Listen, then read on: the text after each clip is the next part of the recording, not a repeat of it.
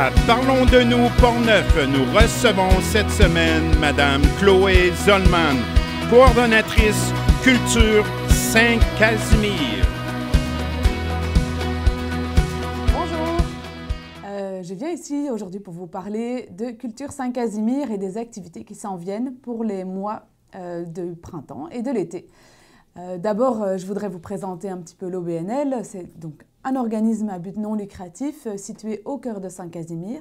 Et la mission de l'organisme, c'est de proposer des moments de communauté, de créer des moments pour se rassembler en milieu rural grâce à l'art et à la culture. Et donc, on a parmi nos objectifs d'amener des propositions artistiques audacieuses dans la MRC de Portneuf, de rendre les arts plus accessibles pour tous et toutes, de faire tout ça grâce à des partenariats avec des intervenants de la communauté, par exemple les CHSLD, par exemple des services de garde, par exemple parmi d'autres organismes communautaires. Et on a vraiment aussi à cœur de faire rayonner les artistes de Portneuf et d'autres régions du Québec, puis aussi des artistes internationaux quand les voyages sont possibles. Alors, ce printemps, cet été, il y a plein d'activités qui s'en viennent, qui sont offertes à tout le monde, qui vont sûrement répondre aux besoins de culture et d'art de toutes les personnes, de tous les horizons et de tous les âges. On va commencer, je vais y aller par ordre chronologique. On va commencer en mai avec le lancement du projet Les Sons d'ici. Alors, Les Sons d'ici, c'est un projet de parcours sonore dans le village de Saint-Casimir. Le public va être invité à se balader dans Saint-Casimir avec des écouteurs sur les oreilles et au fil de sa balade, tout le monde va pouvoir entendre un mélange de témoignages d'habitants de Saint-Casimir avec des musiques spécialement créées pour le projet par des artistes de Saint-Casimir et de Québec. Il y a 4 thématiques qui seront proposées. Pour les familles, on va proposer de suivre les pas des enfants d'avant. Donc, on va entendre des témoignages de personnes qui ont été enfants il y a quelques décennies à Saint-Casimir. On va suivre leurs pas, c'était où qu'ils allaient jouer, c'était comment ça se passait à l'école, dans leur jeunesse. Et pour les adultes, on a 3 thématiques plus spécifiques qui sont la thématique mécanique et course de chars sur la rivière Sainte-Anne. Une autre thématique qui est celle de l'industrie des boissons gazeuses, plus spécifiquement les liqueurs Le Duc qui étaient installées à Saint-Casimir et la brasserie portneuvoise qui s'est développée à Saint-Casimir dans les années 90. Et la 3e thématique, c'est autour du bar des danseuses qui existait à Saint-Casimir entre les années 70 et la fin des années 90. Ces balades sonores vont être accessibles en ligne via une page web et aussi en allant directement à la boutique de la microbrasserie Les Grands Bois sur la rue Tessier au cœur du village où vous allez pouvoir emprunter un MP3 pour vous balader dans le village et aller à la découverte de ce projet.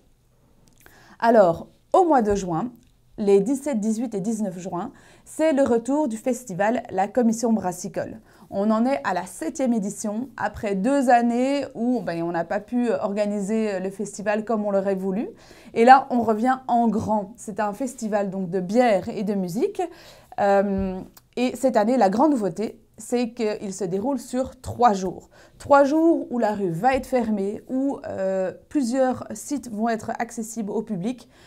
Et c'est vraiment un festival qu'on a voulu très inclusif pour que tout le monde puisse s'y retrouver, tant les amateurs de bière que les amateurs de musique, que les fêtards, que les familles. Et je vais vous parler un petit peu plus de la programmation. Alors, on commence le vendredi avec des concerts. Des concerts qui vont se dérouler en extérieur sur la scène principale de l'événement, juste à côté de la microbrasserie Les Grands Bois. Et on a des grosses têtes d'affiche cette année, notamment Les Louanges, Le Couleur, Blaze Veluto Collection. Le vendredi, vous allez aussi pouvoir déguster la bière de la microbrasserie Les Grands Bois et il y aura des kiosques pour se sustenter.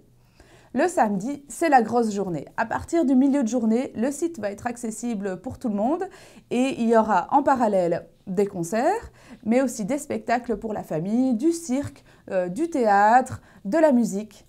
Il y aura aussi des ateliers de maquillage et de bricolage pour les plus jeunes et tous ceux qui ont encore un grand cœur d'enfant. Il y aura même un espace petite enfance dans les locaux du Café Ringo. Là, on a demandé à une compagnie de théâtre jeune public, les Incomplètes, de venir habiter l'espace pour installer un petit cocon cosy pour que les familles puissent venir se reposer un petit peu plus loin de l'effervescence du festival. Dans cet espace-là, à 2 reprises, il y aura aussi ce qu'on a appelé une sieste musicale, c'est-à-dire qu'un duo de musiciens va venir faire une performance en direct, en live, une performance acoustique spécialement conçue pour les plus jeunes oreilles. Alors, le samedi, il y aura aussi un grand chapiteau avec plus de 20 microbrasseries qui seront présentes pour l'événement. Et des microbrasseries qui sont sûrement bien connues des amateurs de bière, comme la brasserie Le Bas-Canada, l'Île de Garde. Et aussi, cette année, on va accueillir pour la première fois la brasserie Oval qui nous vient donc de Gaspésie et la brasserie Messorem qui vient de Montréal. Le dimanche, le festival se conclut avec un concert dans l'église de Saint-Casimir. On est vraiment très heureux de pouvoir investir ce magnifique lieu avec un concert d'une chorale venue de Québec qui va faire des chants polyphoniques de l'Afrique du Sud. Alors, dans le prix du billet de dimanche, il y aura d'inclus une viennoiserie et un café qui sera offert aux spectateurs à la sortie du spectacle, à la sortie du concert. Et ça pourra conclure le festival en beauté, tous réunis sur le parvis de l'église de Saint-Casimir.